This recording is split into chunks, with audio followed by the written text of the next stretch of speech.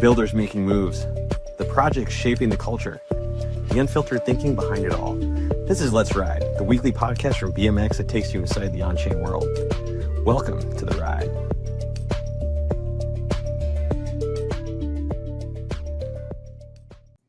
Hello, everybody. GM, and welcome to Let's Ride.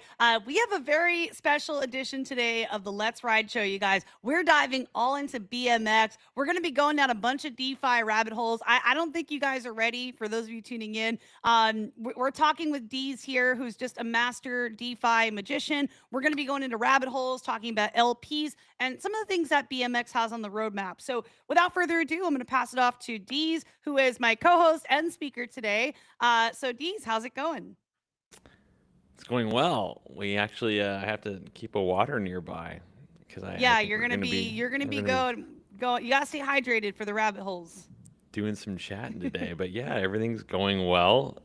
For better or for worse, we are diving in to our own protocol today. It's better for everyone, but I love having our guests on. But we'll get into our own weeds today. It's always exciting to go back to the fundamentals and see, just unpack the architecture. But before we get into it, today more than any really is don't take anything as financial advice. Everything we're talking about is educational purposes only. We'll dive into a lot of examples and historical examples especially. But forward thinking, please, do your own research and let's do it. Let's get into it. Just the two of us. Look at us. I know. It's like we always feature other projects. I think both Deez and myself, we're big proponents of telling people's stories, of uplifting others in the community. So I think it's time to kind of go through and educate those of you who tune in week after week. Just a dedicated segment on BMX, because we could have multiple segments on this because there's a lot happening. So Deez, I want to kick off with just quick updates on what's new with BMX. Before we dive into the meat and potatoes, what are some of the high-level updates you want to give to the community? Yeah, big one is we're on our second week of our Sherlock audit contest, so 47K attached to that in stables.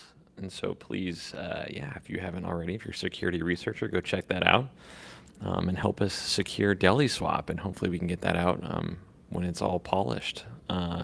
But yeah, it's part of the process, building these V4 hooks. It's really unfortunate with the bunny situation. It seemed last week, man, that seemed ages ago. But building V4 hooks is definitely on the bleeding edge. So we want to make sure everything is looked at and all the attack vectors are thoroughly assessed.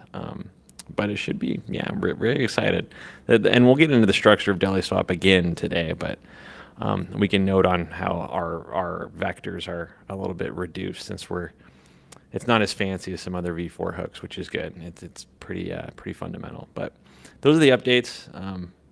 Just building, innovating, pushing the envelope. Absolutely. And I think right now, yesterday was a stark reminder, you guys, of how important security is, auditing, doing things the right way. And the fact that BMX is taking its time with this audit to not leave any stone unturned, I think that's very admirable that the team is really leaning into that to make sure the protocol is safe. Because that's one of is like the most important thing, keeping users safe. Deez, I'm kind of curious to hear your thoughts on everything from yesterday too. That the big hack. Yeah, well, they turned selling off, so that was pretty cool. No one could sell. It was just That's a good point. I like your perspective on that.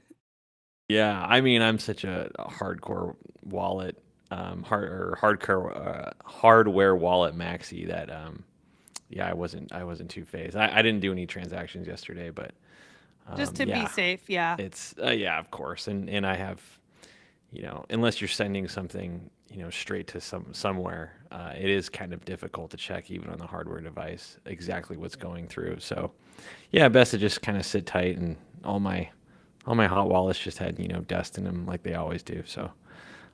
But definitely thinking of everyone out there. It was a little bit stressful, but there's never a dull day, is there? Yeah. It's just another reminder too. Like I did a spaces years ago on just wallet security best practices, and one piece of advice that was given was always stay vigilant in this space.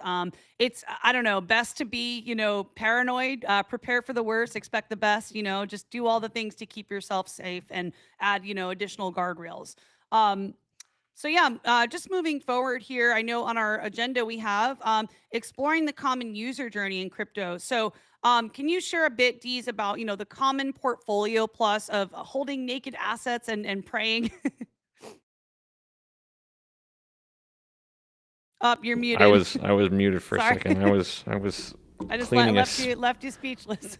I was cleaning a smudge on my camera. My Beethoven was looking a little rough for a second. Beethoven, I love that. I love that. Yeah. Beethoven. Oh, there he goes again. I guess, yeah, before we dive really into liquidity pools and yeah, holding naked assets and praying, the question is really like, why does BMX exist? Why is it built? Why is it built the way it does? Why is it striving to do what it does?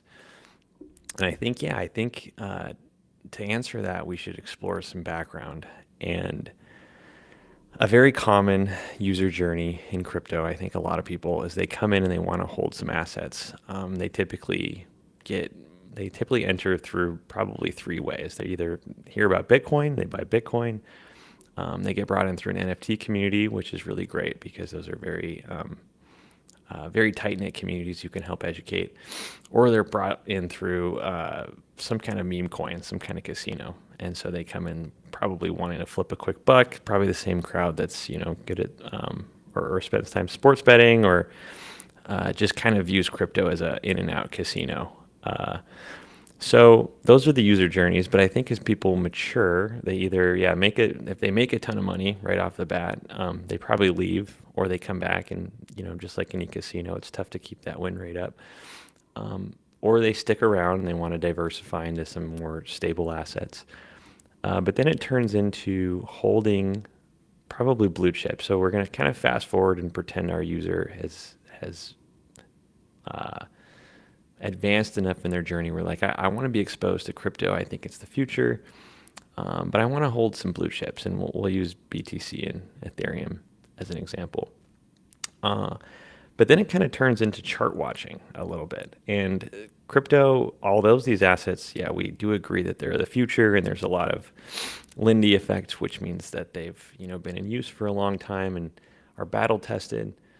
Our industry still follows largely the business cycle, and it still follows macro equities, things like that. But even more volatile because we have low liquidity pools, and we have all kinds of games happening on the centralized exchanges, and these treasury companies now that are all taking in these assets. And so when there's price swings, it's still very, very volatile. And I think people are still subject to that. And so we have to remind ourselves that just holding them forever does not mean that they protect value over any course of several years. The value can erode, and then if people need to access capital, it's not that fun of a time. And so, yeah, I guess to go back, a common portfolio or a common way that people do things is they hold these assets and they just pray for them to go up, and then when it goes down, everyone's kind of sad together.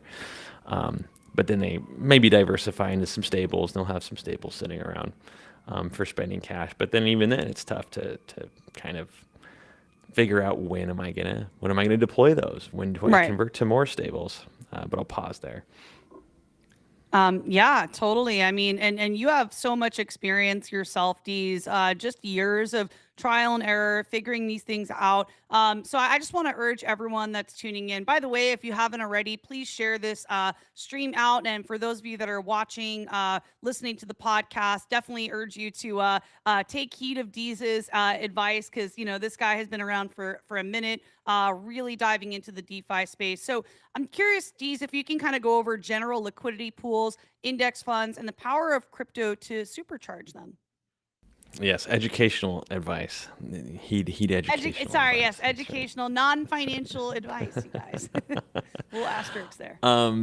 Yeah, so part of the history of why BMX exists is that common user story that we see of people just kind of holding naked assets and maybe diversified a little bit, but just praying they go up and kind of uh, bearing with these cycles that can be very volatile.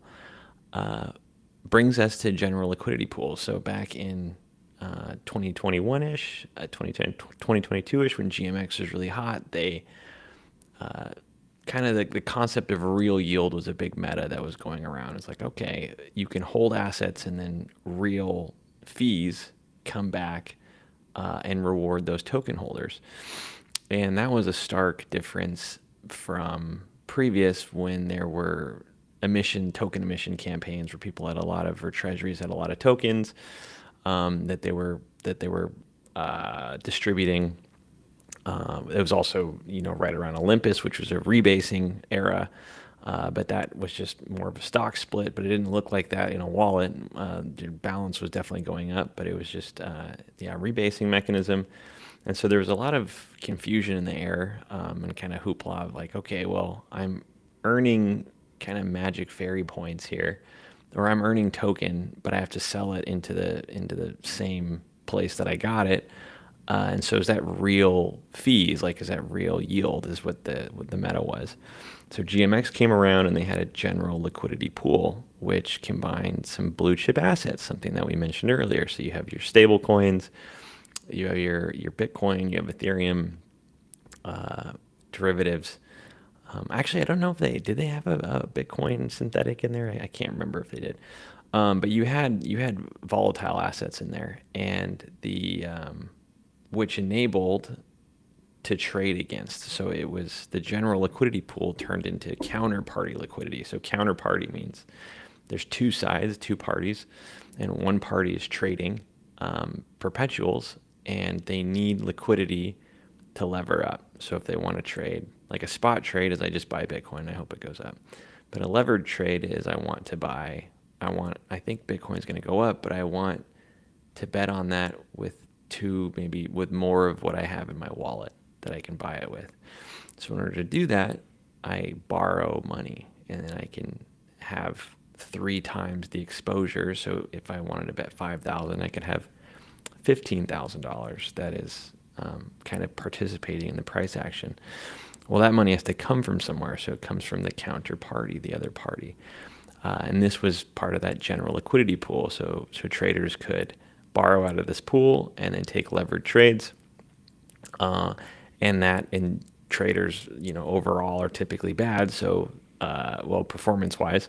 So those fees and liquidations and things like that can accrue, and they go back to partly to that model to the general liquidity pool. There was some lore back there where some pretty good traders came in, and it got kind of sticky for a bit. But on a long enough time frame, the traders are usually not winning, which generates these real yield, real fees for the pools. That's why I'm excited about these AI agent projects, man, that can actually help people. Yeah, I mean that's a whole nother topic. We don't want to hook up. At least on the BMX okay, side, we don't want to hook up agents. I know to that'll be an pools. entirely different rabbit hole. Yeah, that's coming. That's for sure coming. But what was cool about this concept is that it introduced a pool of assets that everyone kind of wanted to hold anyway. We had Curve with their crypto pools, which was USDC, ETH, and Bitcoin, but wrapped Bitcoin, I should say. But the kind of the fee structure for Curve and at the time in the low trading fees didn't really result in higher APYs. But the APYs were actually pretty dang good for the GLP pool, and they had to be because they had to compensate for when traders did win, the GLP pool did take a loss. But the fees were so great that they usually, it depends on what time horizon you're looking at, but the fees were pretty good and can overcome those trader wins. And so this model was cool, but it lacked at the time composability. And so people would go and deposit their assets, their blue chips, the things that they like to hold on to, into this GLP pool. And so it's USDC, Bitcoin, ETH, and that's great because you have exposure to all the things that you kind of want to hold anyway, because people are holding cash, USDC, stables, they want to hold the blue chips, but why not put them all together and earn some fees on that? And so that was really kind of revolutionary for that. And this is also in the time of Yearn vaults. So these liquidity pools in Curve and other places, these DEXs, and even lending markets. I should probably, I can start probably a screen share. Yeah, here. I was gonna say let's get the screen share going. I put a lot of, I just kind of threw a bunch of stuff on the whiteboard today. I've got This is what the inside of Deez's brain looks like, you guys. It is, yeah. I'm Excalibur Maxi, but yeah. So we had these Yearn vaults that were here, and what Yearn vaults do is they deploy assets in different strategies, and those strategies pay, and Yearn just takes the fees that are earned from those strategies and then compounds them into the vault. And so it was a great tax efficient way that you can participate in different campaigns or liquidity pools, things like that, and just auto compound those fees. And so you're not always having to claim these micro claims. And I don't know if anyone's done accounting with that, but it's a pain in the butt. And those Curve pools I was referencing, these try crypto pools, so on Curve. And these are still active. I actually pulled this screenshot today. So there's still quite a bit of liquidity that people who like this Ethereum Bitcoin stable trifecta, which we'll get into, with wBLT. But for example, a try crypto pool is here in this. I pulled these from the Yearn docs. They would get emissions here, and then they would take those and compound those back into these Yearn vaults. And so the cool thing about Yearn vaults is that when you receive them or you deposit into them, is that you get this receipt token. And this receipt token represents your share in the vault. Again, these are from the Yearn docs.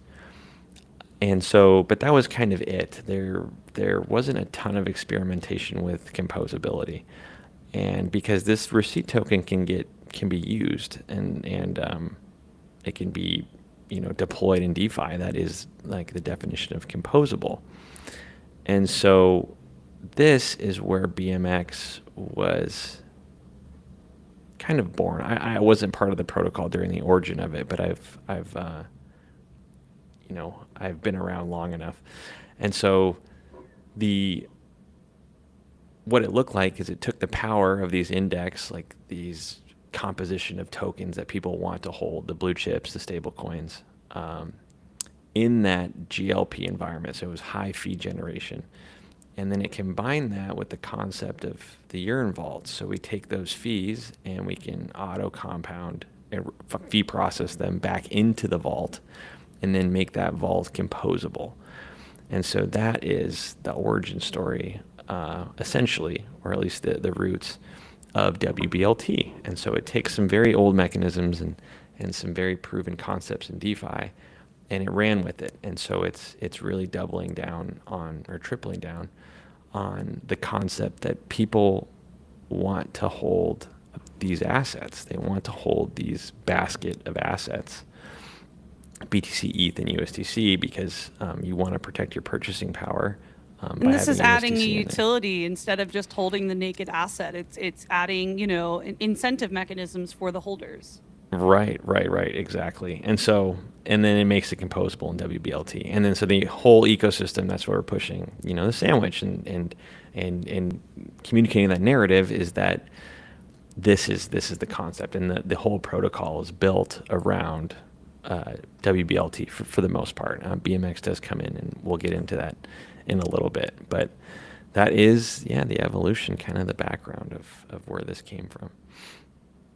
Wow. I'm also curious, Deez, what has the timeline looked like for you to put together all of these materials? I remember seeing the BMX ecosystem feed direction. I've seen that chart. But I'm curious, like with all of these, how long is it taking you to get? You created all these?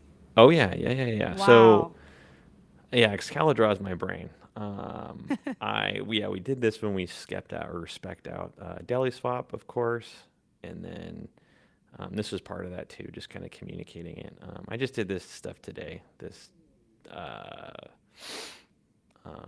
trading view stuff, but this token workshop series, I actually put this together while I was head of growth at Mode. So we, as part of the incubator team there, and we looked at dozens and dozens of protocols that came in and selected a handful to put through our accelerator. And then I hosted a 2-part, hour-long each workshop, and I have a big, long, like, presentation, but I put all these together through just knowledge of tokenomics over the years. My background's I contributed at Olympus for a bit, and then obviously at Mode, but I've just been a like DeFi tokenomics maxi for a long time. So this whole thing probably took a week, or maybe a week to 2 weeks to put together. But yeah, all the schematics of like how tokenomics work and different emission models and treasury management and protocol and liquidity and supply models, and pretty much my objective with these was to give these incoming teams coming into the accelerator all the tools in the handbook to launch good tokens. Because when you work for a chain, you want tokens to come in and launch successfully and be sticky and have the best chance of success, not only for the team but for the community. And it's just so easy to copy pasta. The last thing that you saw, but DeFi's been around a while, and DeFi has been experimenting, and there's really good toolkits out there that are open source and have been battle tested and combined. And when they talk about DeFi Legos, this is it. I mean, you're looking at the Lego box of how you can stack things together. And so when we get into I have a question real quick, Deez, from someone behind the scenes here. If I drop, they're asking if I drop schematics in the chat, do I get access to these diagrams? I think the only people I gave these diagrams to were the teams that were in our accelerator. So I keep them close to internal. The chest. Yeah. I mean, but if someone really wants to, we can hop in but Twitter's such a freaking, it's a cesspool of copying things, and I can just see these popping up somewhere on some thread and someone engagement farming. So I'm like, you know what? I'm just gonna keep these for myself. Yeah. But I mean, not completely to myself. I'll share them with whoever needs. But it's a selected resource. Yeah, this is your brain, man. This looks like a lot of work, dedication, years of experience you put into this. So this is very impressive. Yeah. Thanks. It's just years of people's glazing over audio, and so you're like, you know what? I just need to draw pictures. And then even then they don't get it, but at least we have something to look at, and they're colorful, and there's got arrows. Some visual elements here. I'm curious. The next thing I see on our agenda here is inflationary models. Do you want to touch on that at all, Deez? Sure. So, I guess we can hop into the past and current landscape of tokenomics, and then how that kind of evolved into how BMX structures their tokenomics. And so, back to the workshop. So if we go to supply models here, we have inflationary, we've got fixed, we've got rebasing, and then deflationary models. And so inflationary is when there's a token printer. So there's a minter function, and it pumps tokens out, and they can do certain things. So like Ethereum's an inflationary model where it pumps tokens out, and then the transaction fees burn those tokens up. So if you go to ultrasound money, depending on the network usage, Ethereum could actually turn into a deflationary model at times when the usage is outpacing the inflation. And so it's important in these models that we're looking at, like what all of tokenomics is. Tokens come in, tokens come out, value comes in, value comes out. And so an inflationary model, it's kind of like a pool with a hole in it. And the hole is there's water coming out, but what is that water doing? And so some DEXs, some models, it uses that water to incentivize different pools, and incentivizes current holders to lock up, incentivizes voting, incentivizes all kinds of things. However, it is difficult when this fire hose is turned on, and this is it's kind of easy to see in our fiat currencies, our world of fiat currencies, that when a government or a centralized entity or someone or a group, a closed group that has power, but it has interest for itself, it usually doesn't turn this faucet off or down. It kind of just plays with the amount of it that comes out, and then over time, the value of whatever this inflationary token is tends to drift downward. And we can see that with the U.S. dollar and very many fiat currencies right. in the world. But just because fiat does it doesn't mean we can't do it on chain. So inflationary models are tough because the value coming in has to outpace the value coming out.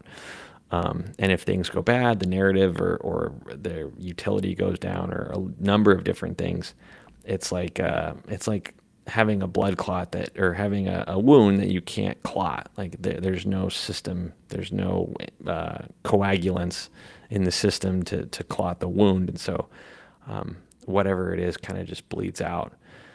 And so that is an inflationary model. Fixed models, you've got your Bitcoin. Obviously, a lot of tokens are fixed, but then it's kind of a balance between like inflation and fixed. You can have a fixed supply, but you can still have a lot of emissions that come out if too many of the tokens are in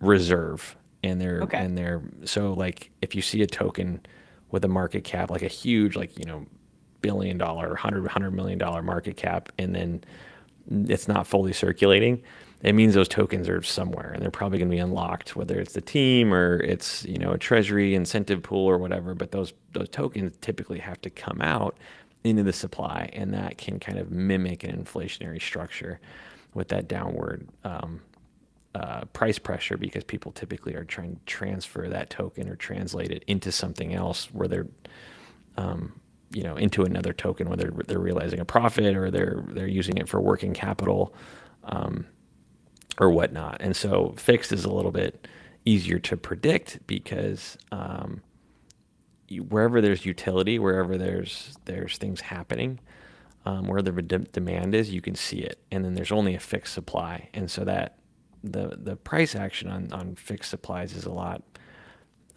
more predictable, and you can be more confident in general with these models because you can keep an eye on this. If this is, the balance, you can keep an eye over here. And if this increases, then, physics will say price typically increases, just like how Bitcoin is going up in price because there's a lot of miners. There's a lot of people that, use it as a store of value. It's got incredible mind share. It was the first one out.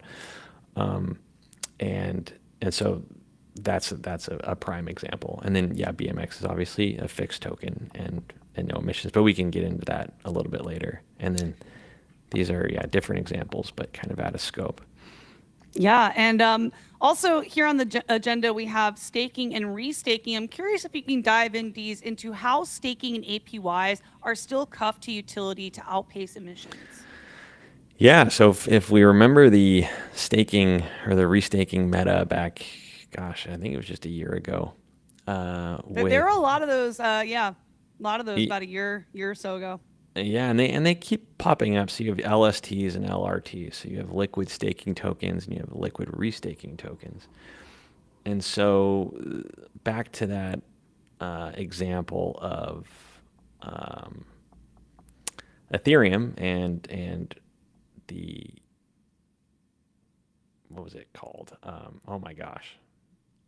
Ultrasound Money website. And so it shows the burn rate versus the introduction rate. So for a time it was deflationary at the time, and so staking meant that if it was deflationary and more tokens were being emitted, then there was probably a better, it's deflationary, so there's less supply, and so any kind of buy demand, there's more of a supply shock, and so that when the price was high, the APY was a little bit better for staking. So people were trying to squeeze ETH maxis or squeezing out an extra 2-3%, which is great if you're just going to hold ETH anyway.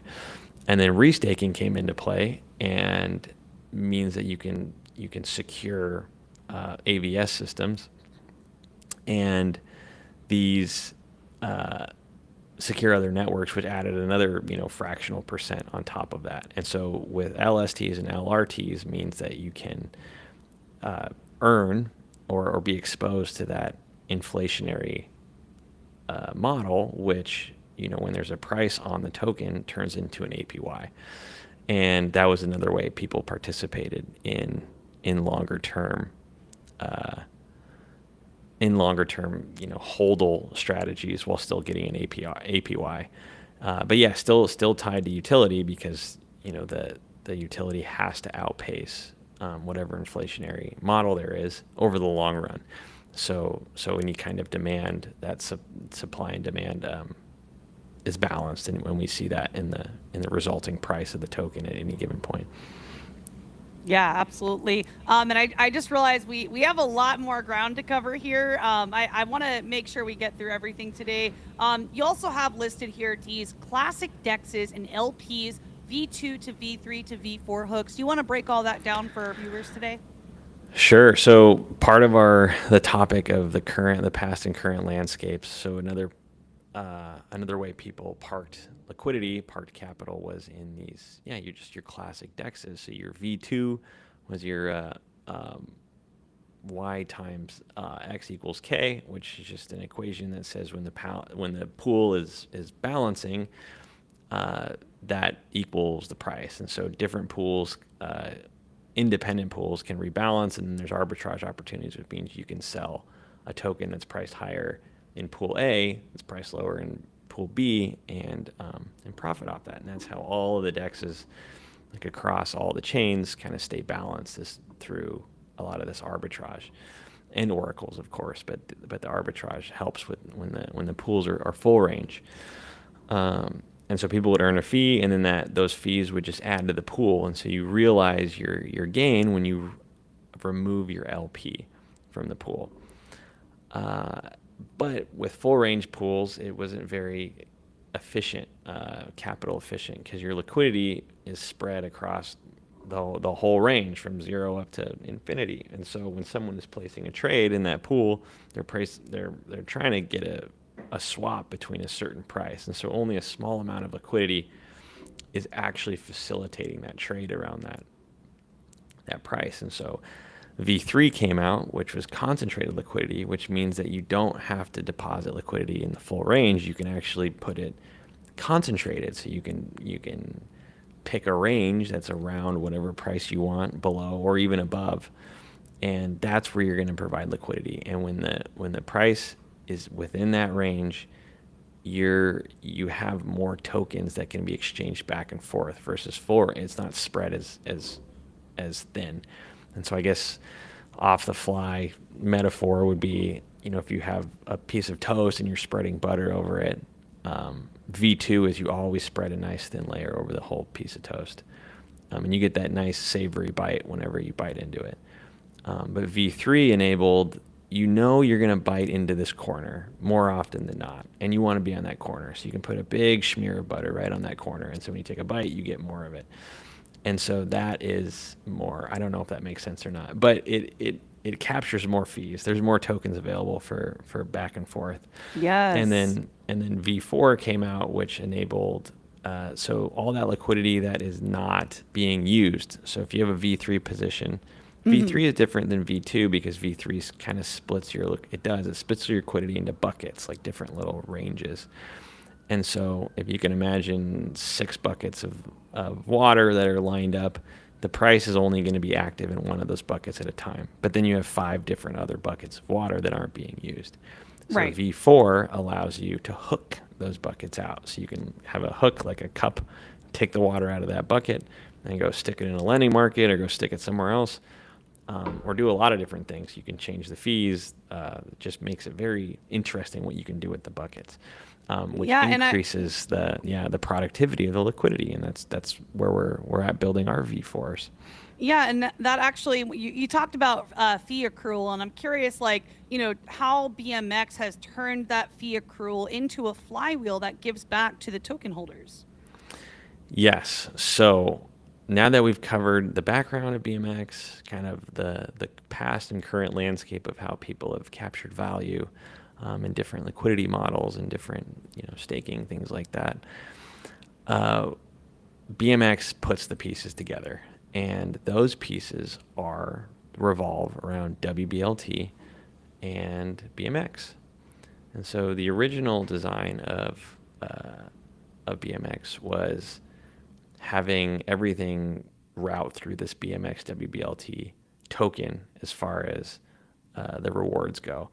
And then it evolved into this V4 DEX, which really puts wBLT, it lets it shine. Because with these hooks, what we can do is pull the fees out. Well, the biggest part of wBLT is all these assets right here. So people ask, our biggest part of Deli Swap, it's like, oh, what about including another asset in here? So how do I include my token in wBLT? How do I, what about this? Well, with Deli Swap, you can insert any other token paired with this. So we inherit That's all so cool. of the benefits here, and then pair it with, Dogecoin or MOG or Ohm or Peas or Banker or whatever or Dog and Me. We can pair it. Yeah, Mamo, absolutely. We can pair it with that. And so that gives a ton of flexibility to anyone who wants to LP in general to pair it with wBLT. So you get an LP essentially inside of an LP. But to bring the BMX utility in, we pull the fees out of Deli Swap. And so 97% of that goes back to the LPs as BMX. So this gives them optionality, and they see their fees. And so in old models, your fees are compounded in the pool. V2, V3, your fees would come out in the native assets. So you would earn your native token and then wBLT. But here, by pulling this BMX out into the fees that go to the Deli Swap, in that process of pulling it out, it actually routes through the wBLT BMX pool, which gives it a natural APY, which gives it a natural fee accrual, which is important because remember, we're not emitting anything. There's no emissions, and the protocol has to incentivize the native liquidity, which is BMX wBLT. And so it takes the Deli Swap fee action, and it naturally incentivizes that pool. And then it gives the rest of the tokens, or 97%, back to the LPs as optionality. And so they can, again, sell that into a realized return from their LP position, which typically will route back through that wBLT, which, again, is a flywheel to take care of the native liquidity. Or it gives them the option to participate in the BMX ecosystem as a whole. And so a lot of these systems, whether it's Uniswap or even an NFT marketplace or perps markets, a lot of those are siloed and they have their own protocols. And so there's ways to participate in those. So, Hyperliquid has buybacks and I don't even know I don't know the tokenomics of big time NFT players, but BMX takes all of those together and enables BMX holders to become a part of that ecosystem. And so they can do that by staking. And so perhaps some of these LPs say, hey, I want to grow this ecosystem that I'm participating in. I don't want to just come into the service, use the service, take my service and leave. I actually want, to stick around, and I want to be part of a bigger growth. And so that giving them the BMX gives them the optionality to stake and participate in this larger ecosystem, which it creates a longer term incentive for people to actually stick around in the ecosystem. Exactly. And people are typically curious people and they're multifaceted. They want to get involved in multiple things. And so why not? If you have this, if someone has this BMX, they're an LP provider, they probably are curious about perps. They probably are curious about non-fungible assets, whether it's real world assets or, your traditional media. And so it's a way to participate in all that. And so if they're made aware of this, and we're very aware in crypto, it's typically, you ape first and then you read the docs. And it's really unfortunate because, we're trying really hard to get the information material out there and educate people. But typically people, the biggest motivator is to hold the token in their wallet. And once that token is in their possession, there's a very strong motivation to kind of learn what's going on. And so ideally they come and learn and say, okay, this ecosystem is all built together here. And then we take the other 3% of that, and that 3% goes to help secure the protocol, so to a safety module, and then the rest goes to the stakers for being a part of this process. And so that is, I guess, to answer your question, the flywheel of how we've put a lot of these pieces together and considered holder psychology, human psychology, people's long-term thinking in the industry, what their overall goals are when they're holding assets or participating in the crypto industry, and then creating a system where they can feel at home, where they feel that they can participate in the long term, and there won't be areas where it will fizzle out, because unfortunately as well, crypto is very narrative driven. And so,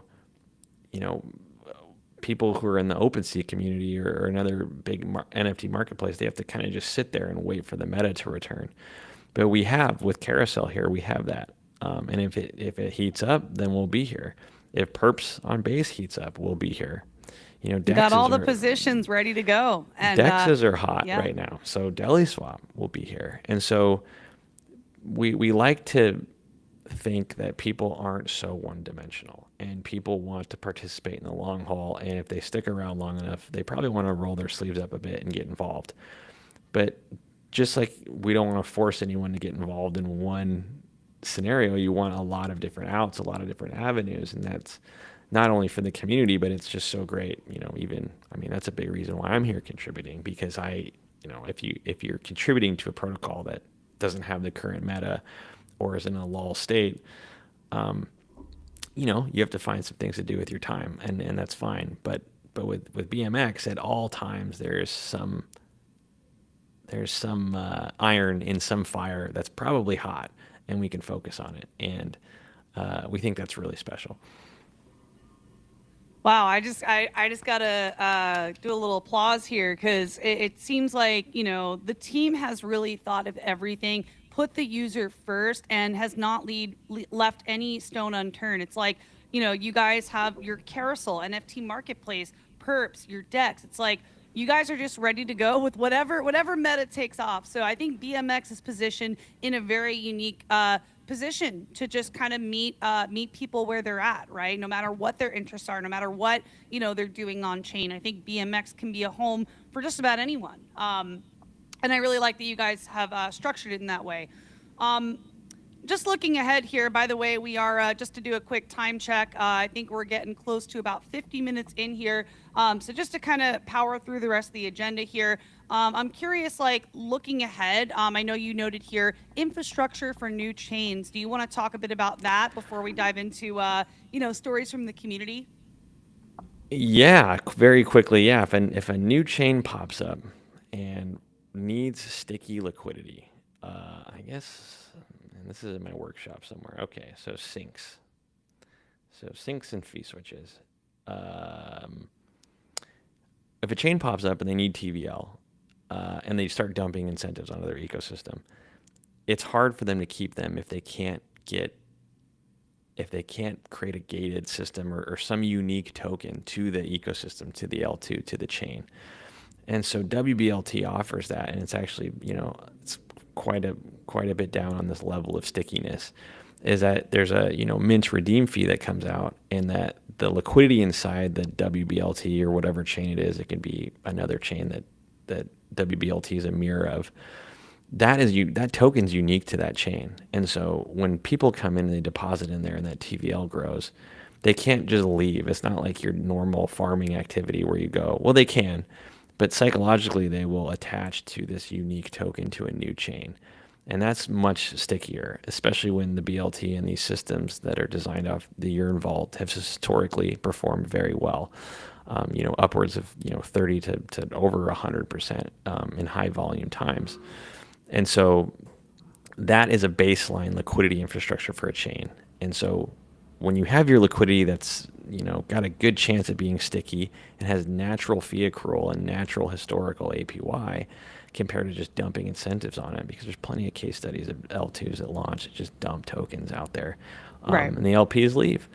So when you combine that liquidity layer with the different products, like they might not have a perps, they might not have an intense-based perps, they might not have a non-fungible asset marketplace.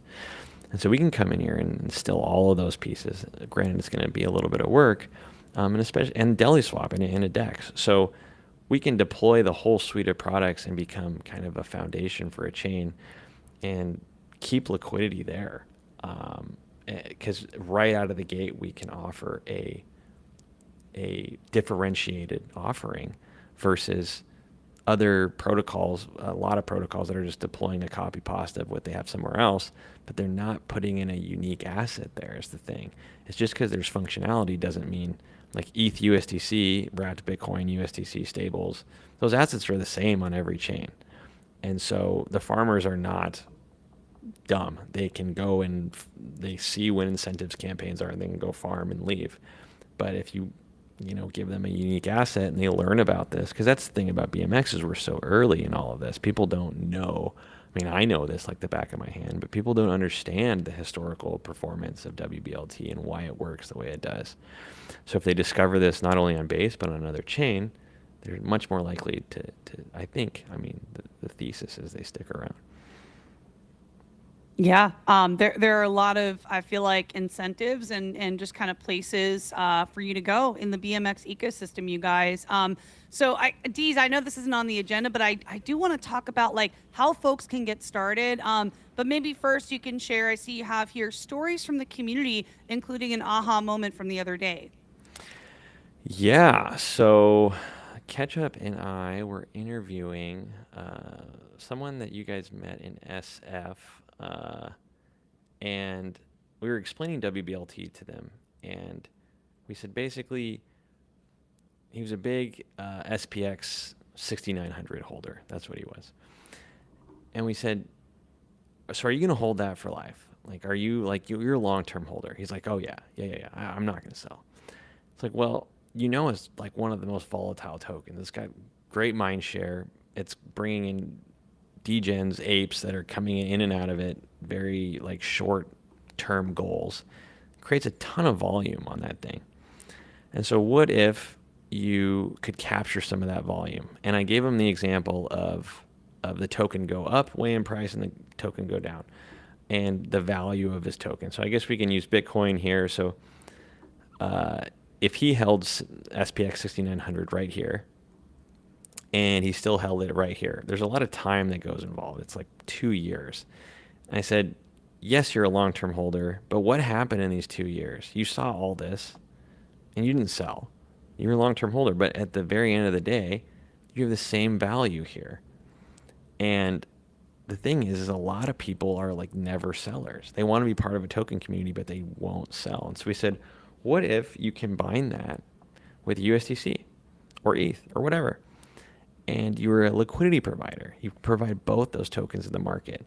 Now, in this scenario, if you entered here and you have here all these trading fees, all this goes through your pool of SPX 6900 and the token you choose.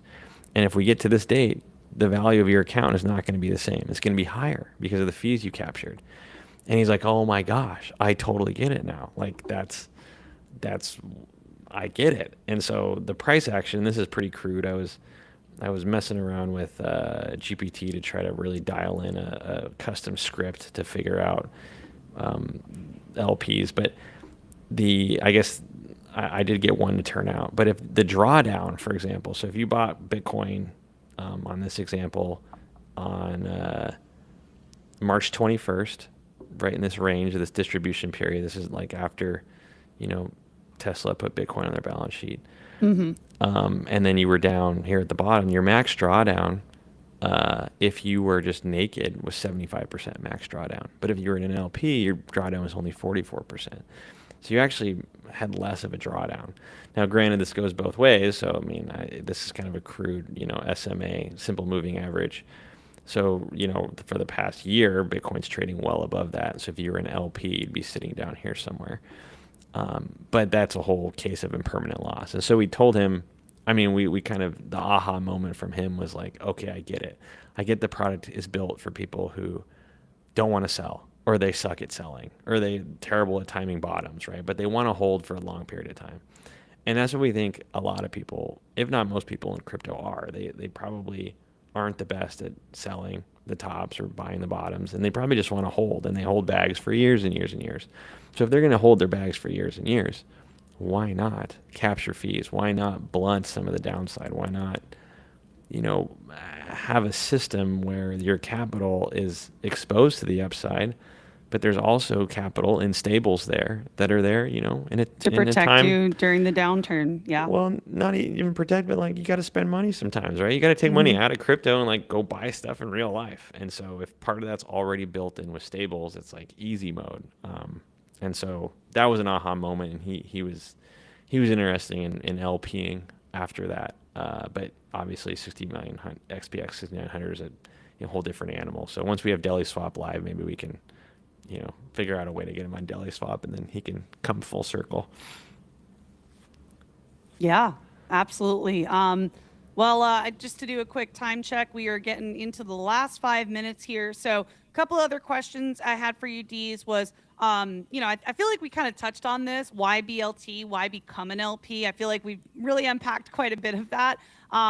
So maybe like lessons learned, like what are the lessons you've learned along the way over the years, and best practices for people? Just play long-term games. Take care of yourself. Take care of yourself mentally, physically. Surround yourself with people that have long-term thinking and want to build for the long term. And there's just a lot of resilience in there. And so you'll typically find these types of people are very patient. They might get excited, but it's just, it's so cliche, but we still are early. There's so much building left to be done. And if we burn out in a certain cycle or holding a coin or have a bad experience and we aren't taking care of ourselves, we're not going to be around to build the next phase, right? And there's so many, innings left to build really exciting products, especially with AI agents around the corner, because so much of this complexity is going to get unlocked. And so, that's the learning lesson. Is choose long-term games, choose things that are built for sustainability. And I would argue that wBLT and the BMX protocol is a reflection of people who've seen a lot of shit, and they want to protect not only their own psyches, but they want to build systems that are going to be around and have a great shot at success, and don't rely on leaky systems. And I mean, from my experience, I've seen every system in the book. I've seen it play out. I know how these things work, and here on paper on Excalidraw, it's obviously different than in the real world because speculation can wash over a ton of inefficiencies. But on a long enough time horizon, blockchain's pretty airtight, and value coming into a token and value coming out, typically, the emperor will not have closed at some point. And so you want to make sure that, whatever games you're playing or things that are building have really solid fundamentals, because, we only have so much time on the planet, and we're all leaving our legacies and what we're building and what we're contributing to.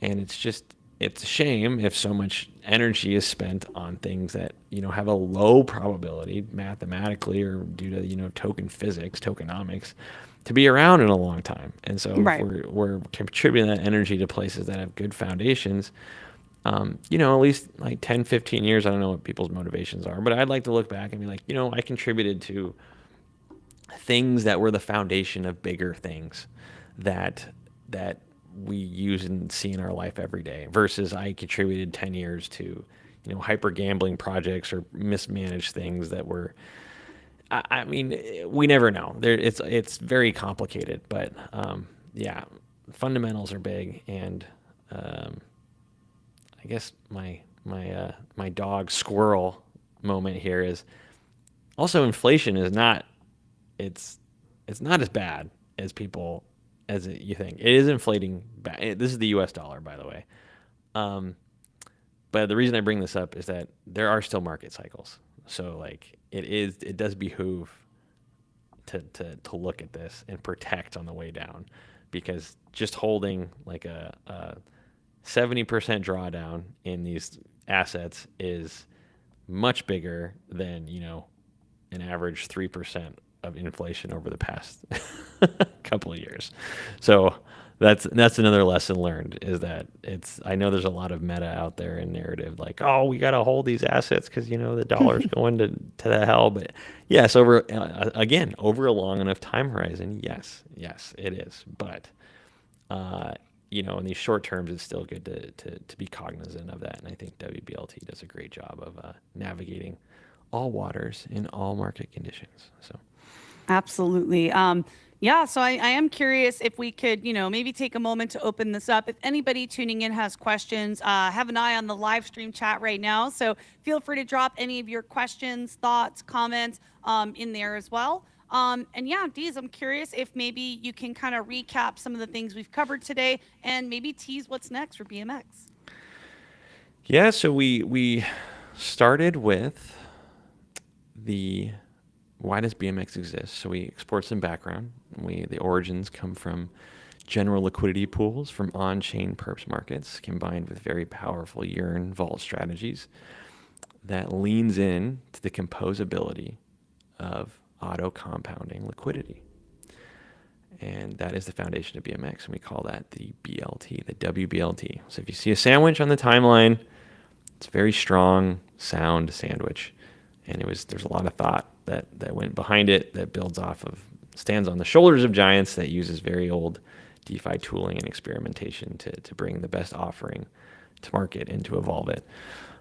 We then went into the past and current landscape of where people deployed assets, how they strategized from LPs to different protocols that they participated in, from staking to restaking, to different types of DEXs and to different emission models, and thinking long-term versus short-term, and incentives across all different types of campaigns. And then we talked about tokenomics. So we talked about inflationaries versus fixed.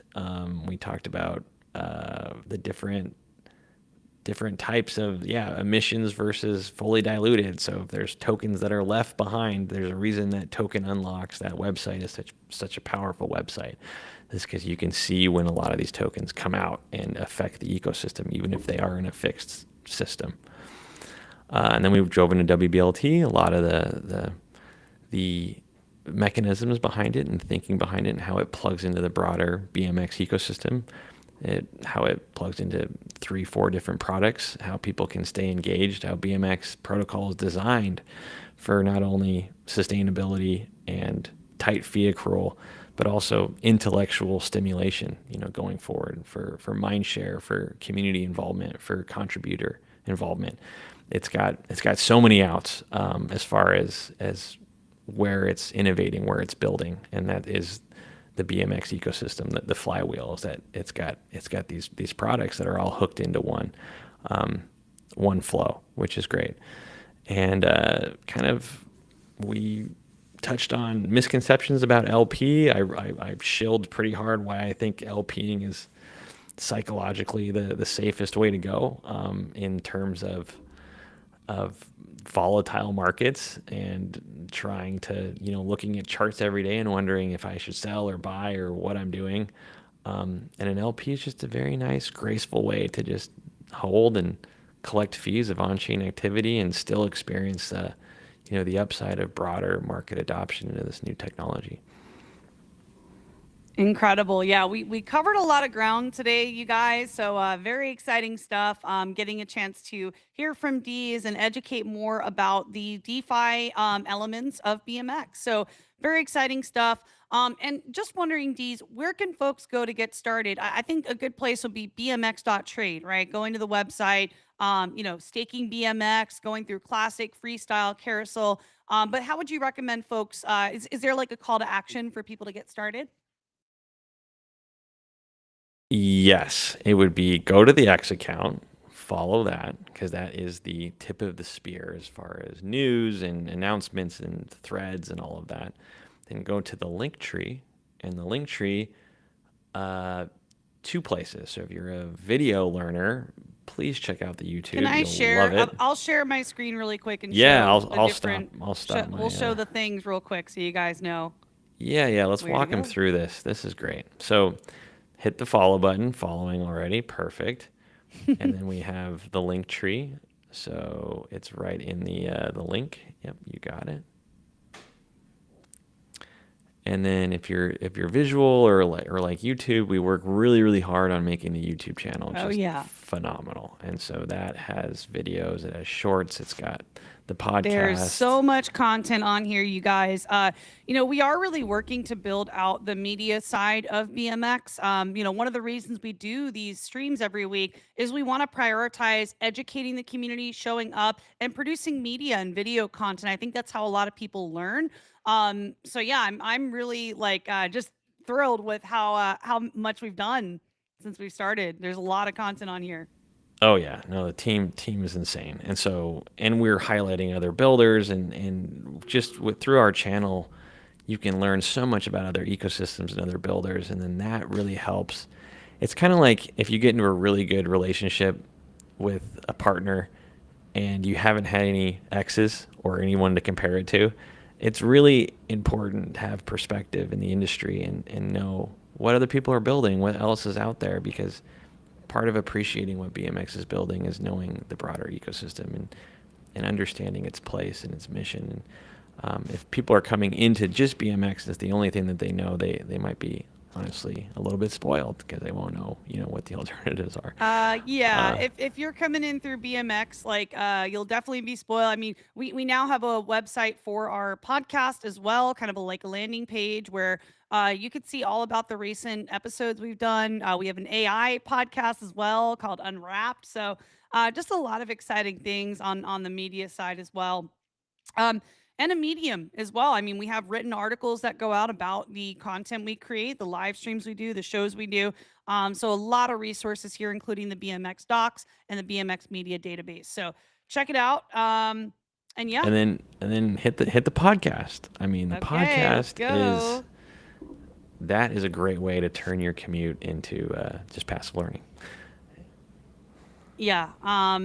And even links out here to X, YouTube, Medium, and our website. So definitely check it out. There's a ton of information on here if you're looking to learn more about BMX and projects that we're adjacent to. So, I think that is everything we have on the agenda for today, Deez. Do you have any final words of wisdom from Beethoven? Yeah, no, just stay in the game, right? I mean, learn, soak it all in, tell your friends and family, onboard them into the space. And then it's a journey. It's a journey.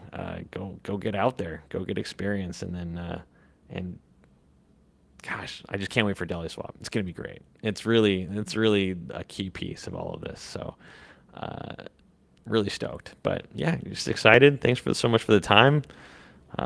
We should do this again sometime. Yeah, maybe it's a lot of rambling. Next week, and then the week after, every week. We are here every week, you guys. Let's Ride is a weekly show every Tuesday, 12:30 p.m. Pacific time, 3:30 p.m. Eastern time. Definitely stay tuned. We will be sharing about our next live stream for the coming week. And thank you everyone for tuning in. I don't know what number we're at. Let's check it out. To the almost 400 people tuned in today, thank you for taking the time with us, and we'll see you on the next one. 400 real ones. I love it. Organic, baby.